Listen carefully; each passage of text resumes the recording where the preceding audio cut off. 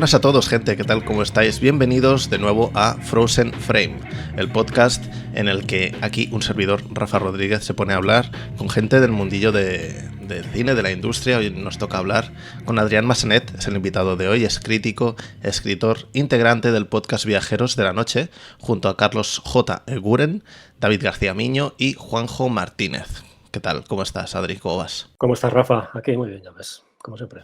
Muy bien, por lo que veo, os voy siguiendo de forma todo lo asidua que el cuerpo me permite. Tú puedes.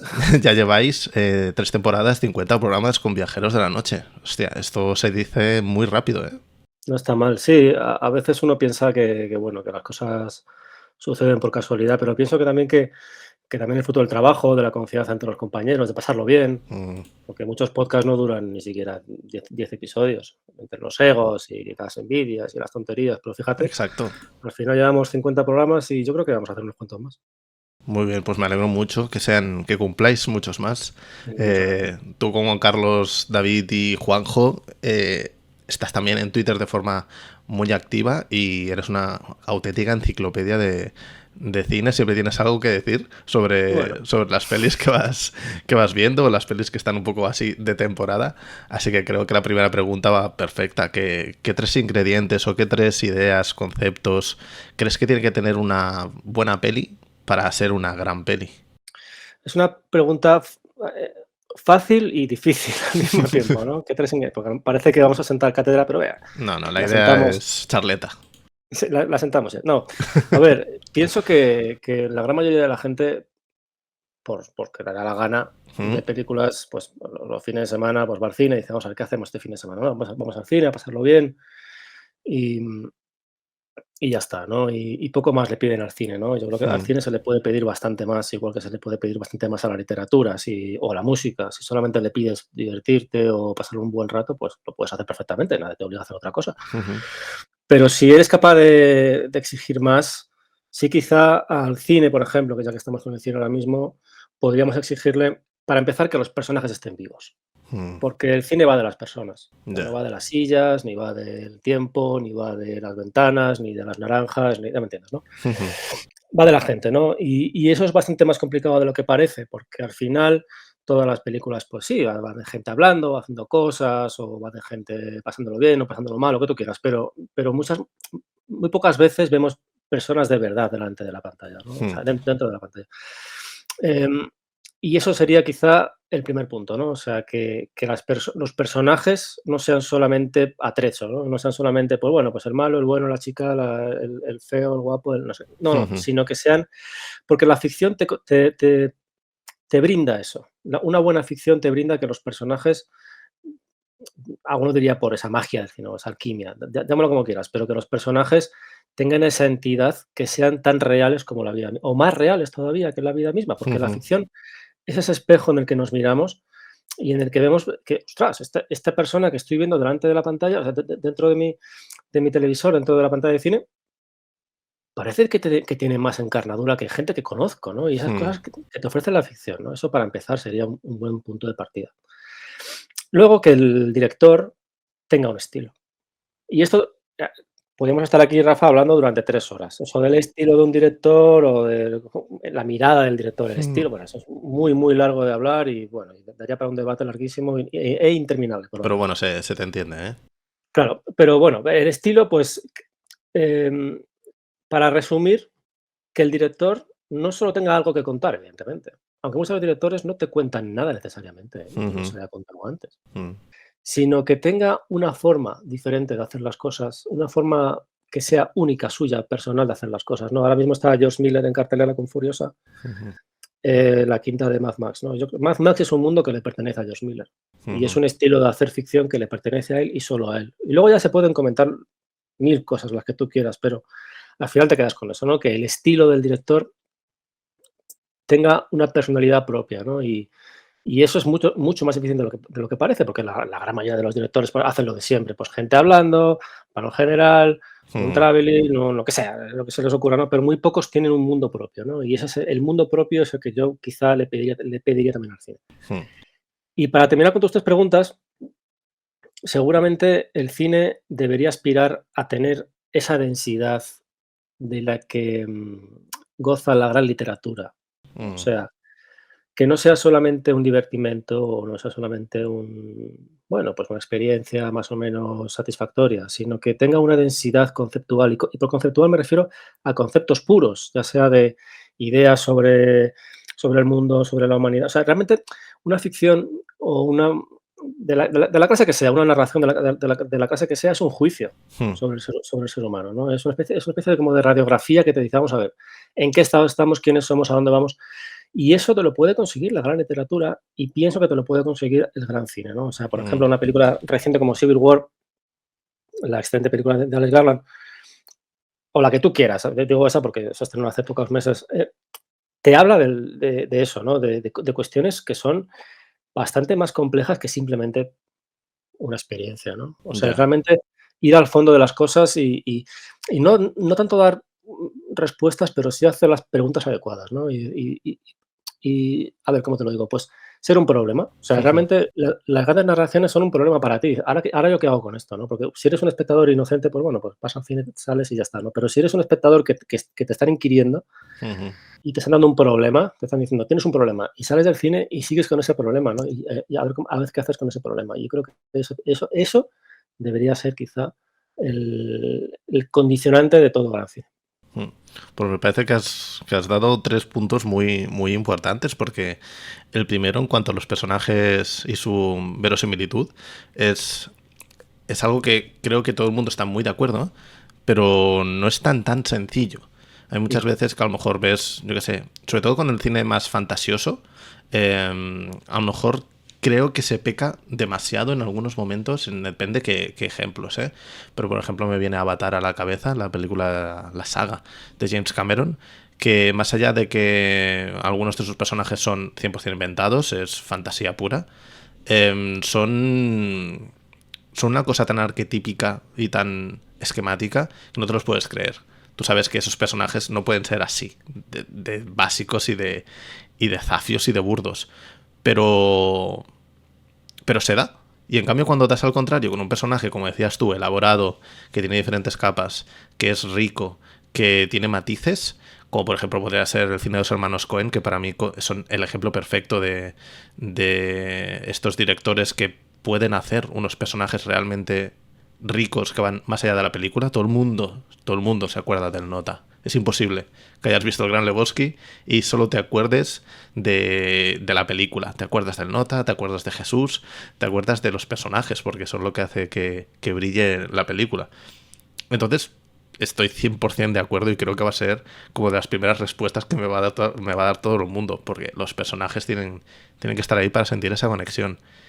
Y algo que me ha parecido muy interesante que has dicho, que es la mirada del director, la mirada al estilo, llamémoslo como lo llamemos, a mí es algo que me fascina en lo personal, porque cómo consigues construir eso cuando, como George Miller consigue hacer, que veamos una de sus películas y digamos es suya, o hasta me guste más o me gustó menos Zack Snyder, cómo consigue hacer esto cuando él no está manipulando absolutamente todo lo que vemos en la pantalla. Porque el cine es un arte que se tiene que coordinar entre muchas personas, está por encima de todos esos trabajadores y todos esos técnicos.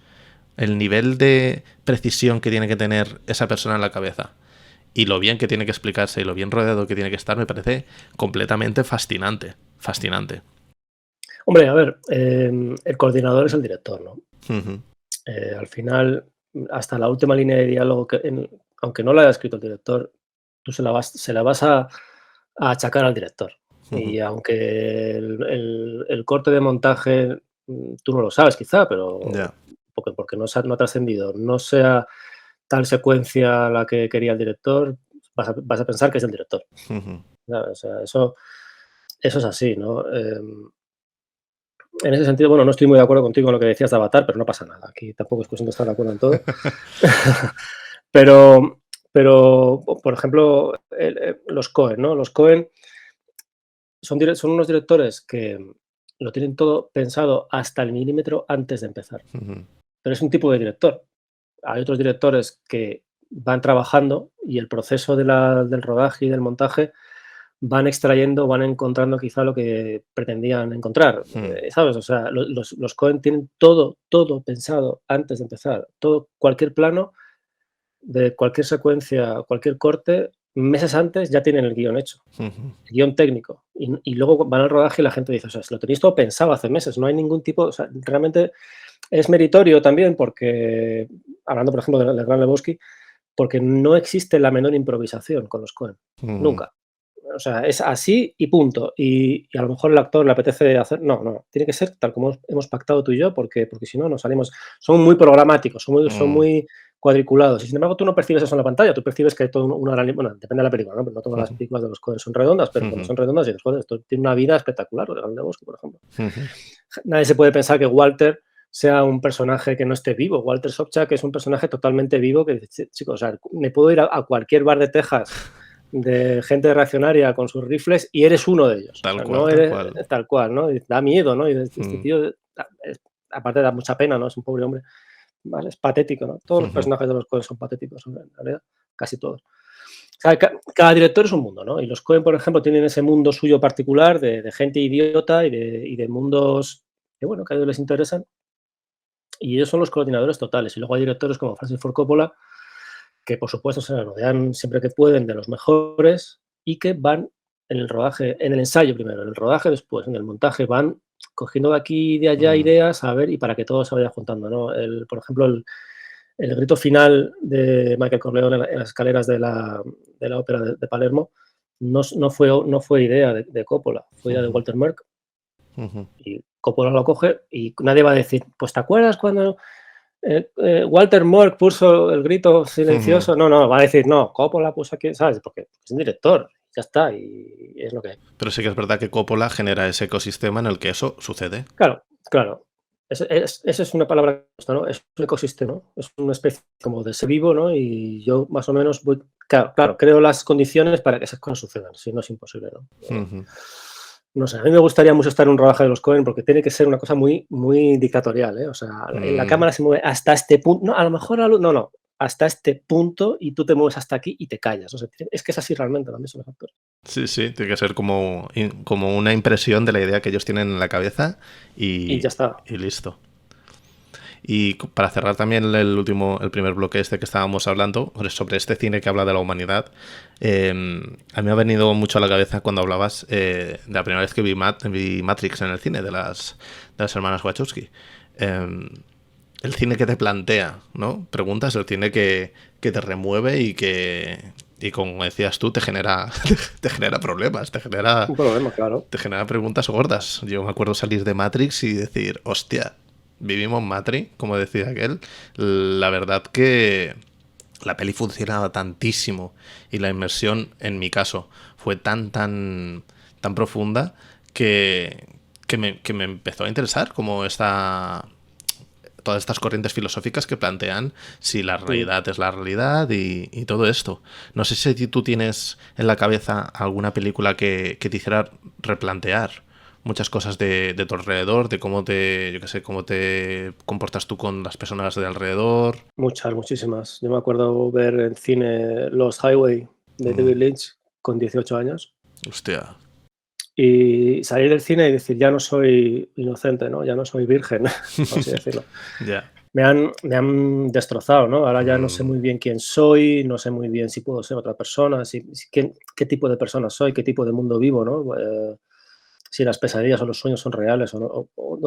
Vamos, que efectivamente, ¿no? O sea, me acuerdo un vídeo no sé si una entrevista, no sé exactamente de qué canal, Mm. de Terry Gilliam, que decía que los directores así, pues reguleros, ¿no? Pues dicen, pues te ofrezco las respuestas, te vas a casa tranquilo, ¿no?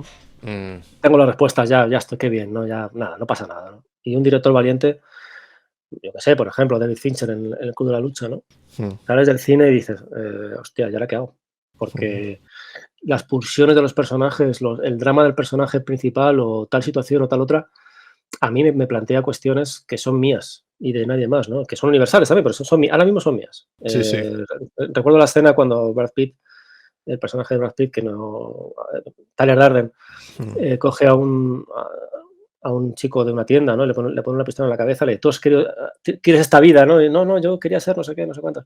Pues entonces busca esa vida, estudia, crea vamos, en fin, ¿te acuerdas, no? Mm, Y el chico dice: "Sí, pero no sé si voy a poder". "Pues hazlo, porque si no volveré aquí y te mataré", ¿no? mm, Es una secuencia muy radical, ¿no? Pero realmente te planteas, o sea, ¿vivo la vida que quiero vivir? O sea, mm. si esto me pasara a mí, ¿yo qué haría, no? O sea, si alguien me pone una pistola en la cabeza, metafóricamente hablando, claro, Sí, sí.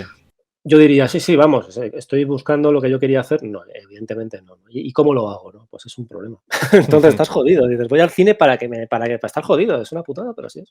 Bueno, pero al final tendría que ser eso, ¿no? Que el cine nos cambiase hasta cierto punto, no todas las películas, pero que nos cambie la vida hasta cierto punto, que nos afecte. Sí, yo me acuerdo cuando era niño y veía una y otra vez Dos hombres y un destino, la Mm, película de Paul Newman y Robert Redford, que acaba muy mal. ujú, La primera vez que la vi me conmocionó porque eran los héroes y morían.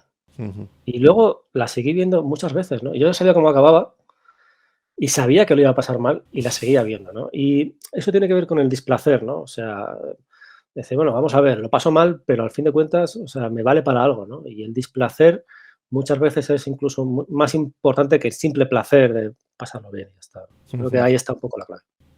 Has comentado ya muchos directores en muy poco tiempo. No sé si David Lynch, no sé si, bueno, los Coen los he sacado yo a la Mm. platea, pero no sé si alguno de estos directores o directoras son estos con los que te gustaría invertir cierto tiempo, tomar una cerveza, irte a cenar, o tienes otros nombres en la cabeza. Que se tendría tantos. Ya, hay que Me gustaría escogerlos. mucho me gustaría mucho, no sé si comer, cenar o desayunar o lo que sea, o merendar a un café con Terrence Malick, Vale.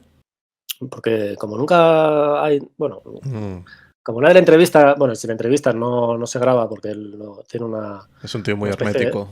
sí, tiene fobia a los medios, no quiere que nadie sepa nada de su vida. Mm, Me parece muy bien, ¿eh? O sea, yo creo que es una buena idea por su parte. ujú.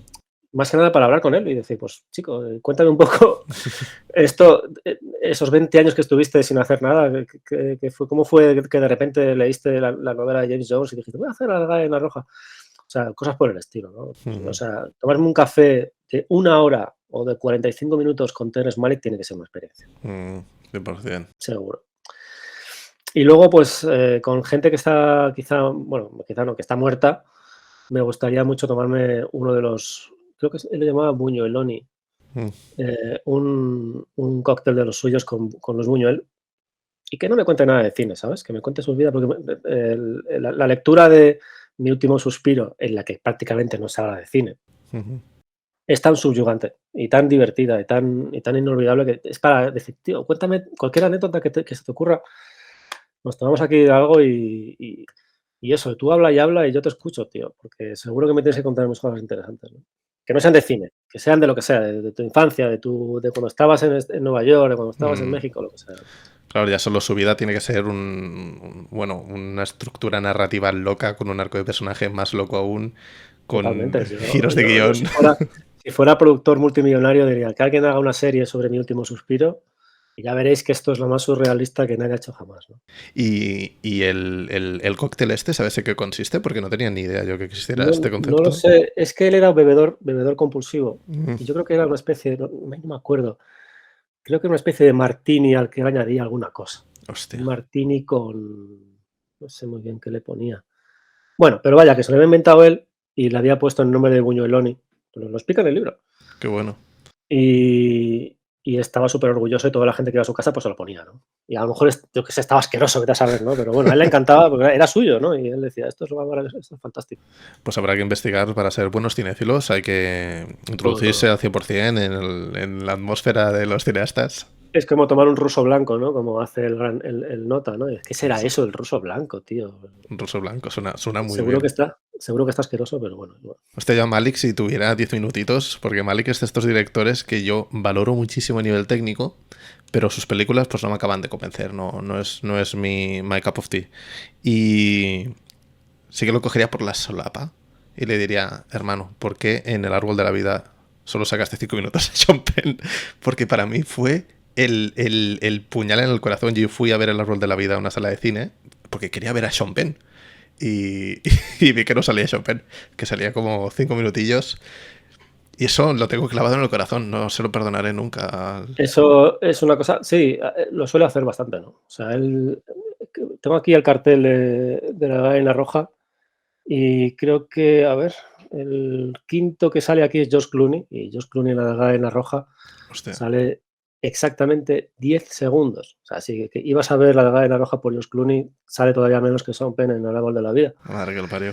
Claro, porque él filma muchísimos metros Mm, y, por ejemplo, en la Vaina Roja el protagonista iba a ser Adrien Brody mm, y no salen prácticamente nada.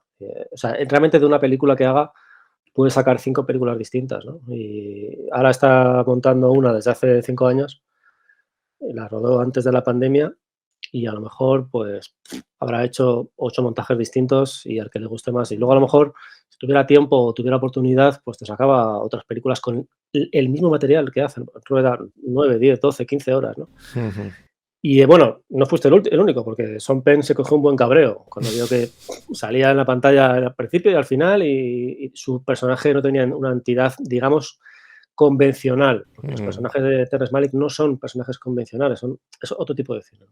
Sí que es verdad que a mí me pilló en un momento en el que estaba como empezando a interesarme por el cine y no tenía ni idea de quién era este hombre. Y sí que es verdad que es importante saber Sí. quién es Terrence Malick. En algunos casos no es tan importante, ¿no? Pero cuando vas a ver una de Terrence Malick, por ejemplo, tienes que saber quién es, porque si no, no te puedes llevar una sorpresa, quizá desagradable, quizá agradable, pero ya. 100%. Pues no sé si ese sería una de las pelis que recomiendas. No sé si Malik es uno de tus directores así fetiche o cuál es esa peli que cuando alguien se acerca a ti y te dice, oye Adri, me gusta mucho lo que comentas en Twitter, ¿cuál es? Recomiéndame una peli. Tengo ganas de ver algo que me sorprenda. Claro, esa es la gran pregunta, ¿no? No tengo directores fetiches, la verdad. O Mm, sea, es que tengo muchos directores, bueno, muchos, no sé, a lo mejor 20, 30, 40, que siempre están conmigo y siempre estoy revisando, aprendiendo, escribiendo sobre ellos o lo que sea, ¿no? Pero si me dijeras, tienes que ver una película, tengo que ver una película ahora mismo que me dé algo y que me cambie y yo diría dos, mm, que además son películas documentales. El documental es un género que generalmente no es muy apreciado, o que no es, bueno, depende, ¿no? De por qué, pero que la gente no le presta mucha atención, piensa que es un género menor. mm, Yo diría dos, que son de Joshua Oppenheimer. Bueno, se puede ver perfectamente también SOA, pero como SOA todo el mundo la conoce y todo el mundo la ha mm, visto, o generalmente casi todo el mundo la ha visto, y si no la han visto que la vean. Yo diría dos, que son una, en realidad, que es The Act of Killing mm. y su continuación o su coda, ¿no? Que sería The Look of Silence, La mirada del silencio, sobre el genocidio en Indonesia. Yo no he visto nada parecido nunca. Eso, claro, ¿tú las has visto, Rafa? He visto la primera, la de The Look of Silence, no la he visto aún, y The Act of Killing la vi, la terminé, porque la vi en casa, y la volví a Sí. poner al instante porque dije, no me puedo creer que esto sea cierto. Claro, por una parte, uno no se puede creer que eso haya pasado, ¿no? Es surrealista. Pero por otra parte, para mí es todavía más increíble que los perpetradores se ofrezcan a hablar. Y esto para mí tiene mucho que ver con el cine, porque al final yo creo que Joshua, digo Joshua como si yo lo conociera, Oppenheimer, eh, ha conseguido de alguna forma acercarse a estos carniceros, a estos genocidas, Hmm, y convencerles de que van a ser estrellas de cine. es Y ellos, que increíble. están totalmente chalaos, dicen: "Sí, sí, venga, te voy a contar todo esto y te voy a especificar cada cosa que hice, cada atrocidad que hice, porque seguro que así me hago una estrella de cine". O sea, están tan chiflados, Ujú, eh, padecen un narcisismo y una psicopatía tan extrema, son gente tan monstruosa que dice: "Bueno, viene aquí una cámara de cine, un señor, que dice que va a hacer aquí una peli, y yo hablo de lo que sea, y te voy a contar, pues, todo lo que hice". Y claro, pasas las 3 horas de película, que creo que son 3 horas de película que dura, como espectador, cualquier tipo de espectador del mundo, yo creo que no hay nadie que vea The Act of Killing, de la condición que sea, del país que sea, mm, que no salga horrorizado mm, y absolutamente conmocionado y pensando: "¿Cómo es posible que esta película exista? mm, ¿Cómo es posible?". O sea, realmente te abre un horizonte de posibilidades, de decir, o sea, si esto existe, es posible que existan cosas parecidas, mm, ¿sabes? Milagros como este, que unos señores que son asesinos, que aún, bueno, me parece que algunos de ellos ya han muerto, afortunadamente el mundo es un lugar mejor, mm, em, sean capaces de prestarse a hacer una película y el poder del cine, para llegar a sitios en los que a lo mejor la literatura no puede llegar o la investigación normal reportera no puede llegar. El cine sí puede porque esa fascinación y esa mentira que es el cine, la gente se la traga y la gente entra al trapo y, hostia, tío, y claro. Y bueno, y The Look of Silence yo creo que llega todavía más lejos a un nivel de horrores y es que es absolutamente, es indescriptible. Yo creo que si alguien de verdad quiere una película que le golpee, que sea rock duro, que sea una droga que no te deja nunca más, nunca te abandona, es The Act of Killing. Pues The Look of Silence la tengo en esa watchlist eterna que solo hace que crecer, crecer, engordar y engordar. Así Pues en que... cuanto acabes de hablar conmigo te la pones y ya está. Y listo, y una menos. Sí que es verdad que The Act of Killing hay algo ahí que es puramente cine lo que sucede, ya no en la película, sino en lo que sucede, en el contexto. Esa gente, Sí. lo que dices tú, quieren ser las estrellas más grandes de Hollywood y la magia del cine es lo que les impregna el cerebro, ¿no? Como que Sí. vamos a recrear esta escena en la que cortaba la cabeza a esta persona. Pero aún más, tú fíjate, acuérdate que están en un bar o están en en un ático, una terraza o donde sea, y van haciendo una especie como de mímica de lo que estuvieron haciendo con esa gente, de cómo asesinaban a la gente, Uh-huh. y hacen una especie de obra de teatro. Es fascinante. Son 2 o son 5 o son 6, los que sean, ¿no? Y cada uno de ellos, uno toma el rol del asesinado, otro toma el rol del verdugo, y lo dice así, lo dice asá, y van haciendo esa obra de teatro que tú, por supuesto, dices, pues, o sea, esto es horroroso, es una cosa espantosa. Y el director tiene un talento brutal que te va montando la escena como si estuviera pasando de verdad y, tío, dices: "Madre mía, o sea, esto es único". Yo nunca he visto nada parecido. Mira que he visto documentales de todo tipo, hay algunos maravillosos, pero algo como esto, que esta gente se ponga aquí a interpretarse a sí misma, es fascinante. Es una especie como de metacine retorcido, perturbador. Yo creo que es único, yo creo que es una cosa que no, vamos, a mí eso no la he visto como, no sé si 10 o 12 veces. Cada vez que la veo me deja totalmente anonadado. Es muy loca, sí, lo que decías tú. Tiene todos los ingredientes necesarios para ser una gran peli, sobre todo el cine este que habla de la humanidad, de cómo es el ser humano, de este narcisismo loco, de personas completamente desquiciadas que viven en otra dimensión, Viven que en un tercer mundo semántico, o sea, no sé muy bien a qué aspiran en la vida, o sea, es horroroso, horroroso. es una Bueno, movida. y la segunda parte es interesante, que el protagonista es un familiar de una víctima, ¿no? Mm, Y es oftalmólogo, es optometrista, ¿vale? mm. Y va tomando, por eso se llama The Look of Silence, ¿no? Es un poco un juego de palabras. Va tomando un poco, pues, medidas, ópticas de, bueno, en fin, es una especie de excusa para acercarse a la gente que son verdugos. Ah, vale. Y es fascinante porque ya no es un director, externo de otro país que se mete ahí y va pa sino que es una víctima Mm, que va a preguntar a los verdugos. hostia. Y le dicen: "No vayas, porque te puede pasar algo". O sea, ya no hay la violencia que había antes, ya no, a ver, en teoría no te va a pasar nada, pero no te la juegues porque son asesinos. O sea, Ujú. ya son mayores, son ancianos, pero a lo mejor vete a saber, te la Ya. lían parda. Y el tío va igual, porque a su hermano le asesinaron. No voy a contar aquí cómo es una cosa espantosa cómo le mataron. Y él quiere enfrentarse a ellos, quiere hablar con ellos. Mm, Y hay unas secuencias, o sea, ¿cómo describirlas? O sea, es que habla con ellos y es verdad todo lo que pasa, es en directo, en vivo, en persona, ¿sabes? mm, Y les pregunta sobre los asesinatos y los tíos responden y saben, a unos saben más, otros menos, intuyen que este tío tiene algo que ver con alguna víctima, ¿vale? ujú. Hay un momento en que le pregunta a uno: "Si esto fuera como aquel entonces, si estuviéramos en aquella época y yo le hiciera estas preguntas, ¿usted qué me haría?". Mm. Y el otro sonríe como diciendo: "No te lo puedes ni imaginar lo que te hubiera hecho". Buah, tío, qué Son cosas que dices: "Dios mío, tío". O sea, terrorífico. estamos en un mundo Ujú, de nazis y de genocidas, tío. ujú. En Indonesia, que están en otro punto del mundo, gente campesina, gente humilde, ¿sabes? Y aún así mataron a 3 o 4 millones de personas. Es una cosa, es alucinante. Es muy bestia, es muy bestia. Y el peso de la impunidad, o sea, hay muchos temas en esa película. Bueno, Sí, muchísimos. en la segunda imagino que irá por la misma línea, pero The Art of Killing, bueno, a cualquiera que... Yo me acuerdo que se la puse a mi padre, la vio y dijo, hostia, qué bien hecha, no sé cuánto, se le dije, es un documental. Y mi padre no se lo creyó. Mi padre dijo que era Es difícil imposible de que fuera creer, un documental. es difícil de creer, muy difícil. Sí. Es interesante, mira, a una vez se lo voy a poner a alguien, no le voy a decir nada, voy a decir: Vamos a ver una peli". Y luego a ver qué dice, a ver si se da cuenta de que es un documental. Es Mm, interesante eso, fíjate, porque seguramente mucha gente dirá: "Ah, qué película así, en plan falso documental, tan mm. así, tan curiosa". No, no, no, es que es de verdad. ¿Te acuerdas cuando empieza que están en la calle y hacen el paripé con la gente, no? En plan: "Pues venga, Sí, gritad que os estamos quemando las casas, gritad que suplicad por vuestra vida", y ya para empezar. Y ya dices: "¿Qué es esto, tío?". O sea, esta gente lo hicieron de verdad.